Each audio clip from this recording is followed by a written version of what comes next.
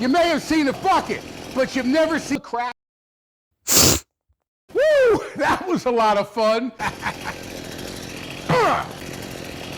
How about a little more? No, that's a lot of fun. All right, let's seal it with Flex Seal. All you need to do is just spray a nice, even coating. Spray around, and you're going to see that as you spray, it's going to fill in all the cracks and holes. You don't want to put on too much crack. Each time you do a coat, let it dry. Once it's dry, let it dry. And as you do it, it'll dry over and over again. All right, here we go. 3, 2, 1.